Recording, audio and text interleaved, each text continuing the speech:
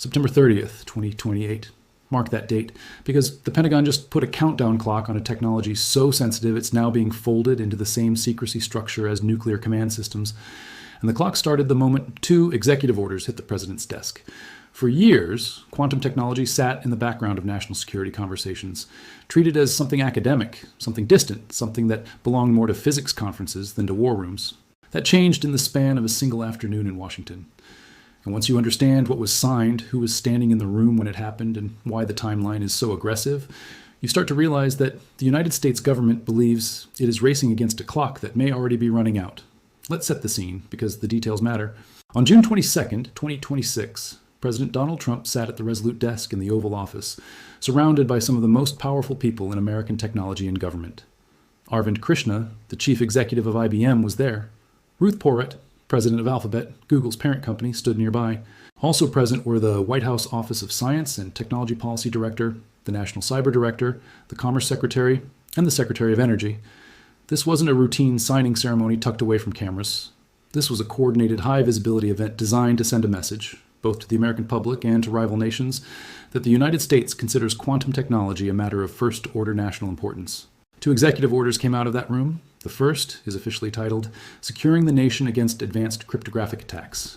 The second is called Ushering in the Next Frontier of Quantum Innovation.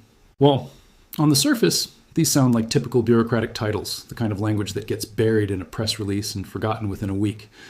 But peel back the language, and what you find is a sweeping restructuring of how the American government treats quantum science, quantum sensing, and quantum computing, treating each of them less like emerging research and more like strategic assets that require the same level of protection as weapon systems.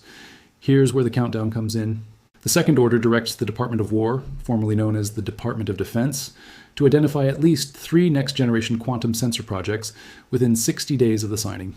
Those sensors then have to be fielded, meaning operational and deployed, no later than September 30th, 2028. That is a 27-month window from identification to deployment. For anyone familiar with how slowly military technology programs typically move, this timeline is almost shockingly fast. Defense procurement cycles are notorious for stretching across a decade or more.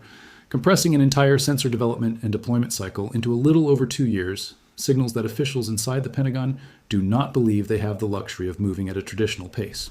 So what exactly are these quantum sensors supposed to do? This is where the story becomes genuinely fascinating, because quantum sensing solves a problem that has quietly plagued military operations for years, the vulnerability of GPS. Anyone who has followed the war in Ukraine has likely heard about GPS jamming and spoofing, where adversaries flood an area with signals designed to confuse or completely block satellite navigation systems. Aircraft, missiles, ships, and ground vehicles that depend on GPS for precision guidance become dangerously unreliable the moment that signal is disrupted. Quantum sensors offer a way around this problem entirely. Instead of relying on a signal broadcast from a satellite, quantum sensors use the extraordinarily sensitive behavior of particles at the quantum level to detect motion, position, and orientation with extreme precision, all without needing an external reference signal that can be jammed. Think about what that means practically. An aircraft flying through contested airspace where the enemy is actively jamming every GPS frequency could still navigate precisely using a quantum sensor, because the technology doesn't need to receive anything from outside the aircraft at all. It measures its own motion internally, using quantum mechanical properties that are, at least with current adversary technology, essentially impossible to spoof or jam from a distance. This is sometimes referred to as quantum-assisted positioning, navigation, and timing, and it represents one of the most immediately practical applications of quantum science in the defense sector. But navigation is only part of the story. Quantum sensors are also being explored for their extraordinary sensitivity to environmental disturbances. Because these sensors can detect incredibly subtle changes, they have potential applications in detecting underground structures, something that becomes highly relevant when you consider that adversaries often bury critical military infrastructure like missile silos, weapon storage facilities, and command bunkers deep underground specifically to avoid detection by conventional surveillance methods. Reporting around the executive order suggested that among the potential applications being explored are satellite-based detection systems, capable of identifying underground tunnels or missile silos from orbit. If that capability matures, it would represent a genuine shift in the intelligence balance, stripping away one of the primary defenses that hardened underground facilities have relied on for decades, which is simply being hard to find. Now, here's the part of the story that connects to the idea of classification and secrecy. Quantum sensing wasn't the first quantum-related technology to receive this kind of intense government attention. Post-quantum cryptography, the effort to protect encrypted communications against the threat of future quantum computers that could theoretically break today's encryption standards, has already been treated as a matter of significant classified concern for several years. The first of the two June 2026 executive orders is entirely focused on this cryptographic threat, and it sets hard deadlines, December 31st, 2030, and a related 2031 deadline for military systems, requiring every civilian federal agency, government contractor, and military system to migrate to quantum-resistant encryption standards developed by the National Institute of Standards and Technology. Why does this matter so urgently? Because of something security experts call harvest now, decrypt later. The concern is that adversarial intelligence services are already collecting and storing encrypted American communications today, even though they cannot currently break that encryption. The bet those adversaries are making is that once sufficiently powerful quantum computers exist, they will be able to go back and decrypt all of that harvested data retroactively. Officials have specifically named the authorization and deployment of nuclear weapons, along with the coordination of military maneuvers with allied and partner forces, as two operational contexts where insecure, quantum-vulnerable communications pose what they described as an existential risk. That phrase, existential risk, applied to nuclear command communications, is about as serious as government language gets. It means the danger isn't hypothetical inconvenience. It's the possibility that the most sensitive communications the country has, the ones tied directly to nuclear command and control, could eventually be exposed to adversaries who patiently waited years for the technology to catch up. So when we talk about the Pentagon classifying a second quantum technology, what we're really describing is the elevation of quantum sensing to sit alongside post-quantum cryptography as a technology treated with heightened secrecy, restricted access, and formal counterintelligence protection. Quantum cryptography and quantum computing's threat to encryption was the first domain to receive this level of institutional seriousness. Quantum sensing, with its sensor fielding mandate and its national security applications in detecting hidden infrastructure and enabling GPS-independent navigation, is now being pulled into that same protective structure. This shift didn't happen in isolation. It came at the end of a broader reorganization that had already been underway inside the Pentagon for months.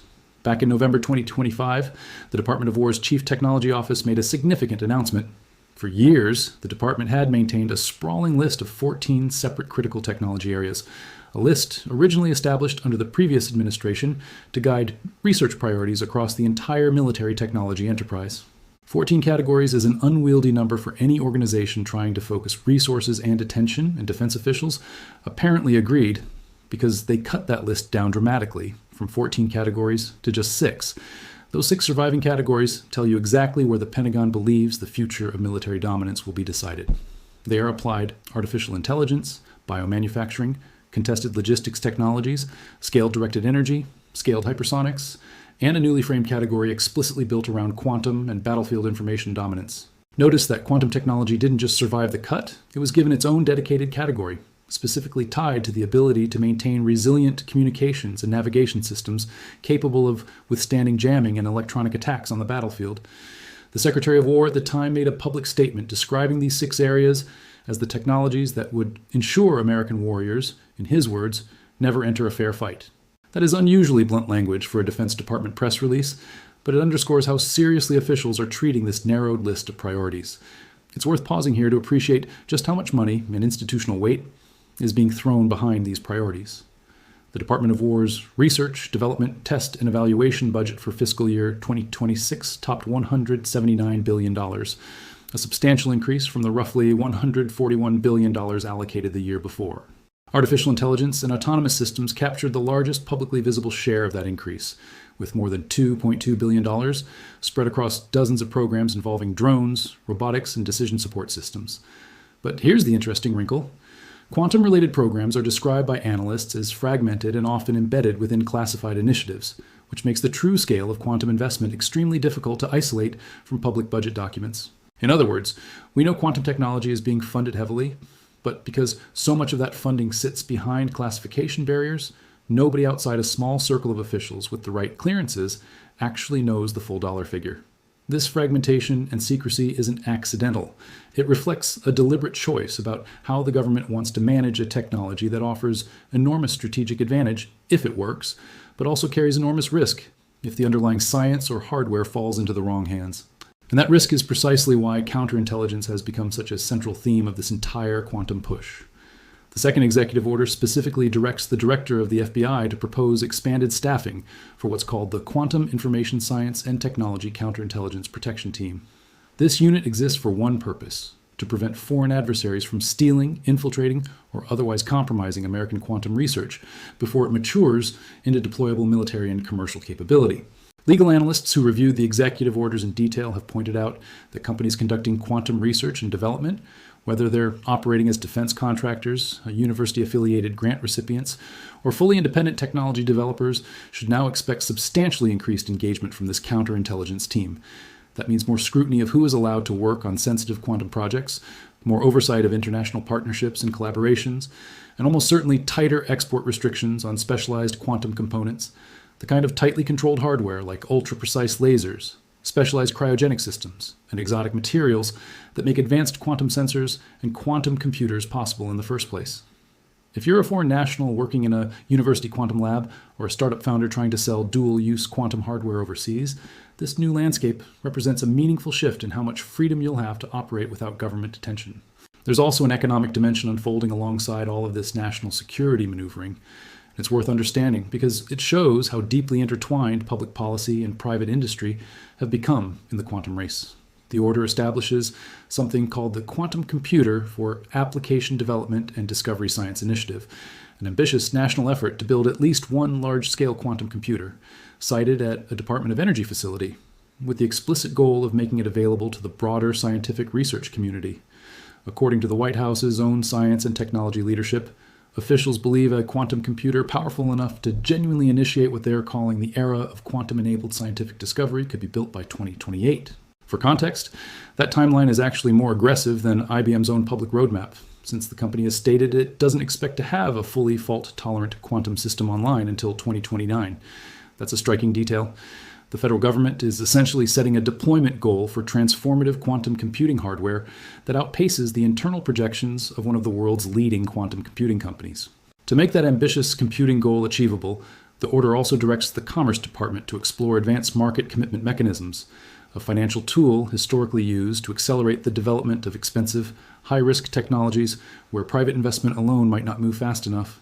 Advanced market commitments have precedent in fields like vaccine development, where governments guarantee they'll purchase a certain quantity of a product once it's developed, giving manufacturers the financial confidence to invest heavily upfront.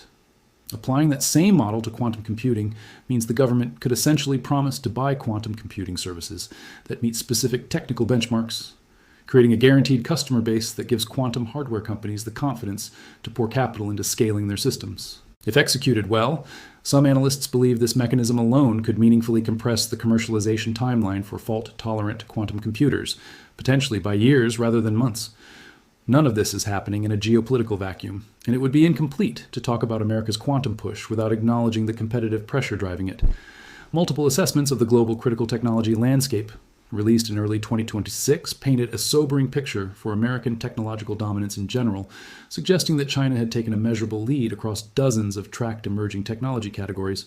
But quantum computing was specifically identified as one of a handful of strategic domains where the United States retains what one analysis called a fortress-like advantage, a depth of innovation culture built up over decades that cannot easily be replicated through scale alone.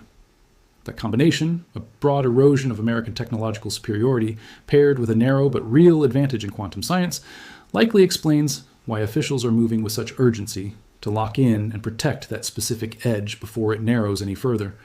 Quantum communication and quantum key distribution, the use of entangled photons to create theoretically unbreakable encrypted channels, are also increasingly recognized as areas where China has invested heavily, adding another layer of competitive pressure to the picture. It's important, though, not to accept this entire narrative uncritically, because not every official assessment inside the government has been enthusiastic or confident about how well the Pentagon is actually managing this transition. A Department of War Inspector General review released in January of 2026 raised some genuinely important caveats. That review found that the Pentagon has not consistently updated its own internal assessments of how evolving quantum technology maps onto actual military mission needs. To be clear, the review didn't claim that quantum computing or quantum sensing has failed to deliver results, and it didn't argue that the department is either underinvesting or overinvesting in the technology. Its concern was narrower and, in some ways, more troubling. that the institutional processes built for traditional, decades-long weapons development programs simply struggle to keep pace with technologies that advance unevenly and often deliver meaningful value in scattered incremental fragments rather than one clean, obvious breakthrough moment. That's a subtle but important point, because it suggests that even as the White House signs sweeping executive orders and sets ambitious deployment deadlines, the underlying bureaucratic machinery responsible for actually executing those orders may not yet be equipped to judge quantum technology on its own unconventional terms.